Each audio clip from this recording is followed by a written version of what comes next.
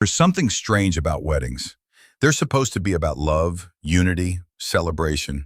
But for some people, they feel like a performance. And not everyone gets invited to be center stage. That was the case when Camille Hartley walked into her sister's wedding, alone. Not because she didn't have a date, not because she didn't know anyone, but because she made a decision. A quiet, powerful decision to walk in just as she was, 35 years old, a CEO, unmarried, no kids, but with a sense of self that most people in that room had spent a lifetime trying to borrow from someone else. The wedding was hosted at the Sherburne, a ritzy estate turned ballroom just outside of Boston. Crystal chandeliers, garden archways, white-gloved servers carrying champagne flutes on silver trays. Everything screamed wealth and curated perfection. And into that walked Camille. Calm, sharp black dress, minimal jewelry, a tight low bun, and no ring on her finger. From the moment she entered, the air shifted. Not loud, just perceptible, like someone had set the thermostat 2 degrees colder. Eyes turned, not in awe, but in calculation. You know that feeling? When a room takes inventory of you before you've even spoken? They weren't curious. They were already writing her story. Alone at 35. Cold. Probably difficult. Maybe even broken. What they didn't know, and didn't care to ask, was that Camille had just flown in from San Diego. That 3 days earlier, she was on a panel with tech leaders shaping national AI policy. That her firm had just landed a multi-million-dollar contract with a Fortune 100 company. But none of that mattered here. Here, what mattered was appearance, optics, a +1, a diamond on your left hand. And Camille, she brought none of it. Instead, she brought the one thing that made this gathering of manicured smiles and champagne whispers uncomfortable: self-possession. She didn't belong in their narrative, and that made her dangerous. Her sister Danielle had always been the chosen one. Blonde, vivacious, cheer captain turned lifestyle blogger. She was the family's glittering centerpiece, hostess of brunches, curator of perfect moments, collector of compliments. Camille, on the other hand, had been the builder. While Danielle posted smoothie recipes, Camille built a startup from her dorm room. While Danielle announced her second engagement with professional photos and a drone, Camille was negotiating funding rounds with VC sharks twice her age. Growing up, Camille wasn't resented, just quietly edited out. At family barbecues, she was the one asked to take the photo, not be in it. At Thanksgiving, the spotlight always found Danielle's stories of travel and her latest couple's retreat. Camille's world, too technical, too intense. Her parents loved her, sure, but they didn't know how to brag about her. They couldn't easily summarize multi-threaded systems integration the way they could show off Danielle's beachfront engagement photos. Camille wasn't trying to stand out. She RSVP'd like everyone else. She wore what made her feel comfortable. She even considered not coming at all. But deep down, something told her to go. Not for Danielle, not even for her parents, but for herself, to walk in without hiding. As the ceremony began, Camille took a quiet seat near the back. Danielle was radiant in her custom lace gown. Her new husband, Preston Reilly, stood tall, the heir to a real estate dynasty. His family exuded wealth like perfume, measured in cufflinks and legacy trust funds. Camille clapped at the right times, smiled, even took a few photos, but all around her, the whispers grew. She came alone? She's the sister, right? The one who's always working? Such a shame, so brilliant, but no one to share it with. Each word was a paper cut, small, almost invisible, but together they stung. Camille didn't flinch. Years of boardrooms and thinly veiled condescension had built her armor. But what hurt wasn't the words. It was the familiarity of it. How even in this room, surrounded by supposed family, she was still a stranger. Just as dinner was being served, something shifted. At the head table, a man stood up, silver-haired, tall, understated navy suit. His name was Charles Reilly, Preston's uncle, a former executive at a global tech conglomerate, the kind of man who rarely needed to say much to be heard. He didn't speak at first, just walked past the tables, past Danielle, past his own brother, and stopped in front of Camille. Then he did something no one in that room expected. He bowed, Not a nod, not a polite smile, a full, formal bow. The room froze. For a split second, every judgmental whisper dissolved, every smirk vanished. And then, with measured calm, Charles looked Camille in the eye and said, "Miss Hartley, your presentation at the Geneva Summit changed the course of 3 of our divisions. It's an honor to meet you." Camille didn't respond for Goddard right away. There were forks in midair, wine glasses half lifted, conversations cut off in mid-sentence. Even Danielle's expression, so polished and camera-ready, flickered. The silence that followed Charles Reilly's bow was thick. You could almost feel the room recalibrating. Because suddenly, this woman they'd pitied, this supposedly lonely sister who chose her career over companionship, was being honored by the most respected man in the Reilly family. Not for her appearance, not for who she married, but for her work, her mind, her actual contribution to the world. It wasn't a toast, it was a public correction. And for a family like the Reillys, whose reputation was built on legacy, wealth, and exclusivity, that kind of acknowledgement, it meant everything. Charles didn't sit back down. Instead, he motioned toward a waiter and asked for a club soda. Then he turned to Camille and said, "Would you mind stepping outside for a moment?" She nodded, not because she needed the validation, but because she recognized the weight of what had just happened.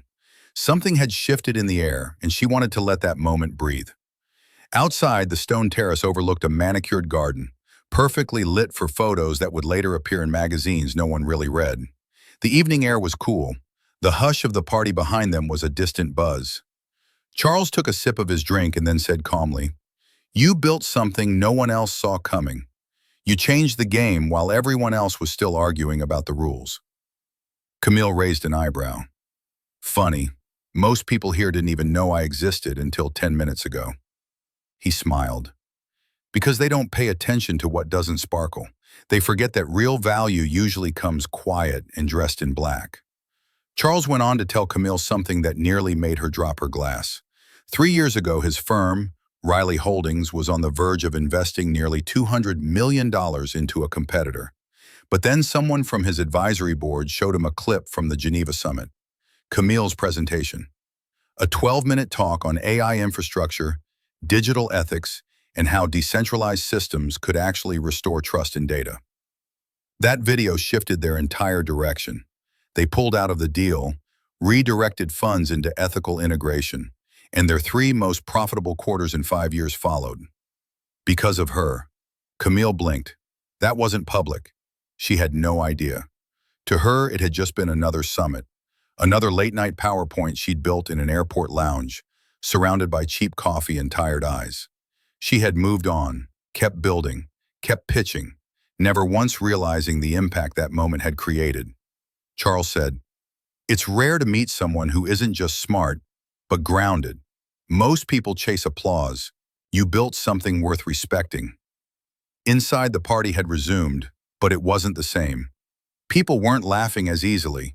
Danielle looked tense. Her husband was checking his phone. Camille's parents sat awkwardly at their table, sipping wine and avoiding eye contact. The whispers had stopped, because once someone powerful sees you, the room follows. And Camille? She didn't need their approval anymore. But it was interesting to watch them squirm now that the narrative no longer worked in their favor. She had been the ghost, the odd one out, the sister who never quite fit the family mold. Now she was the woman Charles Reilly publicly honored. When they returned to the ballroom, Camille was no longer in the back row. Charles pulled out the chair next to him at the head table. No one objected, not even Gloria, the family matriarch with the frozen smile. Camille sat not as a guest, not as Danielle's sister, but as a peer. A few seats down, Danielle tried to pretend nothing had happened. She chatted with guests, smiled for photos, but something had cracked in her carefully constructed world. Because the truth had a spotlight now, and Camille hadn't even asked for it. The toast came next. Camille had barely settled in when the groom's father stood up to speak. A charming man with a golf tan and a tendency to confuse confidence with wisdom. He launched into the usual platitudes: love, legacy, family. You could feel the room relax again, relieved to return to the script. But then, he looked toward Camille. With a smirk barely hidden behind his wineglass, he raised his voice just enough and said, And here's to all the family in the room, even those more comfortable in the boardroom than the ballroom. A few guests chuckled. It wasn't cruel, but it was the kind of jab dressed as a joke, the kind that lands harder because it hides behind champagne. Camille didn't react. She'd heard that kind of comment 100 times in tech circles, but this time, she wasn't in a room full of strangers. She was surrounded by people who were supposed to know her, who should have stood up for her. And still, they didn't. That's when Charles Reilly rose again. He didn't raise his voice. He didn't need to.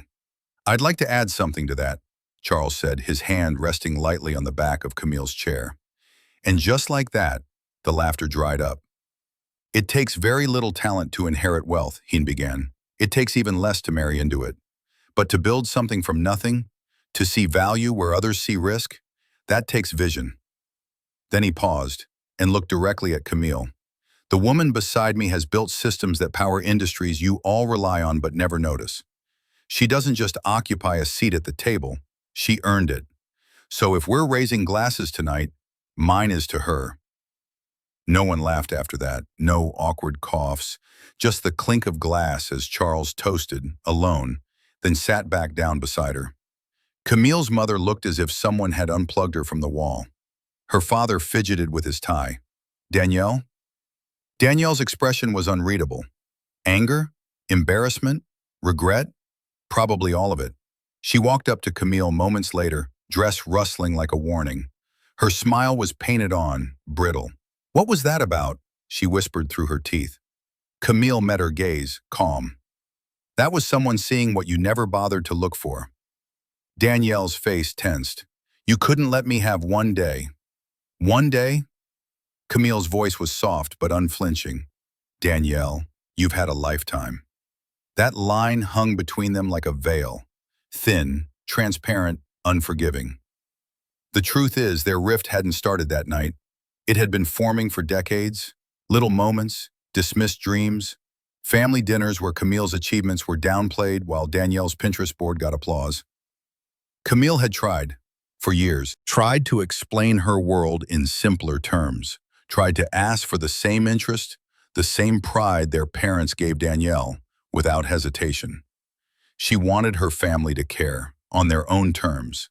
Not because they were embarrassed, not because someone powerful acknowledged her, but because she mattered. Eventually, she stopped asking.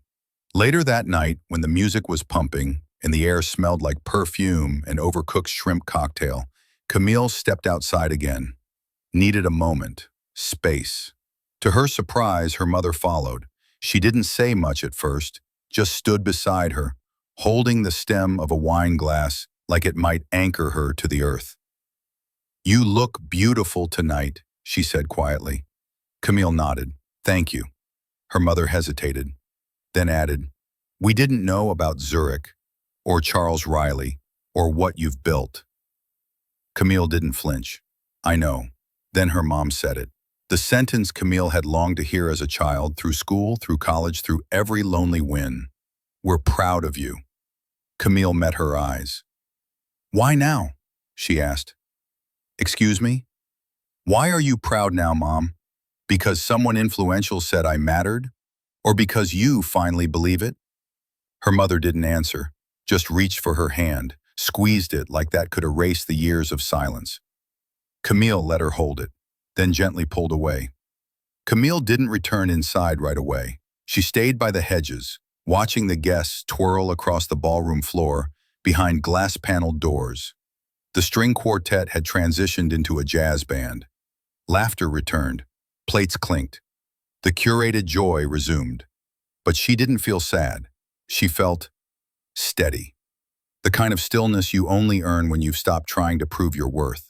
When your presence is no longer a performance, but a declaration. Danielle found her again as Camille was about to head to the valet. Still in her wedding gown, heels in hand now, bouquet drooping slightly, mascara faintly smudged. "You didn't tell me," Danielle said. "Tell you what?" "That he knew you, Charles Reilly. That he respected you." Camille tilted her head quiet for a second. "You never asked." Danielle flinched, not physically but emotionally, like the truth had landed too close to the chest. That's not fair. No, Camille said gently. It's just accurate. Danielle looked down. You always made me feel like I wasn't enough. Camille blinked. That surprised her. Funny, she replied. You and Mom always made me feel like I was too much. Neither of them said anything after that. No hug, no reconciliation, just silence. But it wasn't hostile. It was honest. And sometimes, honesty is more healing than apologies. Camille didn't expect fireworks. Not even closure. But standing there, in the same dress she'd worn all day, her identity stripped of decoration or pretense, she realized something. She wasn't alone.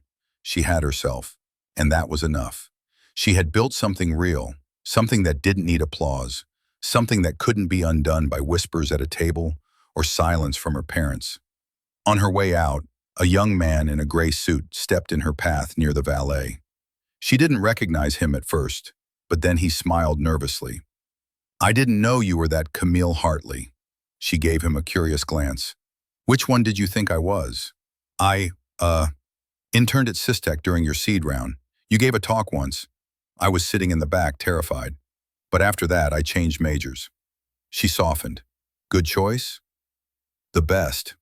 She smiled. Then it worked. He nodded quickly and stepped aside, letting her pass. Charles Reilly appeared a few minutes later, the ballroom glowing behind him like a backdrop from a movie. His tie was undone, one hand in his coat pocket, the other holding a glass of mineral water. He didn't speak right away, just joined Camille on the sidewalk, watching the wind tease the lights in the hedges. I wasn't trying to make a scene, he said finally. I know, Camille replied. You were making a correction. He chuckled. Some illusions deserve to be broken. Then he paused. I'm starting a new initiative, something bigger, private, public crossover, focused on systems that work for actual people. I want your name on the founding charter. Camille blinked. You're serious? Always. She didn't answer right away, not from pride, but from reflection. Because for the first time in a long time, she wasn't saying yes out of scarcity. She had options, she had choice, she had power. And most of all, she had clarity. Finally, she said, let's talk Monday. Charles nodded, just once, then left. No grand goodbye, no handshake, just mutual respect in its purest form. Camille drove home alone. Music off, window cracked just enough for the cold to brush her cheek. It was the kind of chill that reminded you you're alive, not for anyone else, but for yourself. She thought about how hard she'd worked, the late nights, the failures, the reinventions. She thought about how many times she'd waited for someone to say, we see you, we're proud. And now, she didn't need it, because the only applause that mattered was the silence in her chest, the peace of no longer needing permission to be everything she already was. Camille didn't return to the wedding. While the band played on and Danielle posed in a circle of champagne glasses and curated guests, Camille sat in her car, engine off, hands resting in her lap. For years, she had been chasing something she couldn't name. Maybe it was validation. Maybe it was just the simple hope that her parents would one day see her the way they saw her sister. But that night, it became clear. What she'd been chasing wasn't their approval, it was her own peace. There's a moment, often quiet and unceremonious, where you finally stop waiting for something that will never come. Camille had felt it earlier that evening when her mother held her hand and called her beautiful like it was the first time. She felt it again when Danielle looked her in the eye, not as competition or disappointment, but as someone she didn't fully understand anymore. And she felt it most when Charles Reilly stood up, not for show, not for a headline, but because he saw her, not as an accessory to someone else's life, but as a force on her own. Families love their golden children. They decorate them with praise, frame their lives like magazine covers, and sometimes, in doing so, they forget the ones in the background, the ones who build the foundation everyone else walks on. Camille was one of those people, the one who wasn't easy to understand, the one who didn't fit the image, the one who went off script. But here's the thing. Just because you weren't the star in someone else's story doesn't mean you weren't the author of your own. And Camille? She had written chapters no one in that ballroom could even begin to comprehend. This story isn't about revenge. It's not about one-upmanship or rubbing success in someone's face. It's about freedom. Quiet, unsentimental, absolute freedom. The kind that comes when you stop asking people to clap for you, when you stop needing the front row, when you realize your life doesn't require anyone's permission to be meaningful. Camille didn't need the bow, or the toast, or even the recognition. But it reminded her, and everyone watching, that value doesn't always wear a smile. Sometimes it wears black. Sometimes it walks in alone. Sometimes it sits silently in the back, until the room finally realizes it was the real center all along. So, if you've ever felt unseen in your own family, if you've ever been told you were too much or not enough, if you've ever walked into a room that made you feel smaller just for standing tall, remember this: you don't need to shrink to fit in. You don't need to sparkle to be brilliant. And sometimes, the most powerful moment in your life isn't when they finally see you. It's when you stop needing them to. Now, if this story spoke to you, if it reminded you of your own quiet victories, don't just scroll on. Hit that like button, share your story in the comments, and subscribe for more true stories about identity, dignity, and what happens when you finally own your worth. You never know who might need to hear it.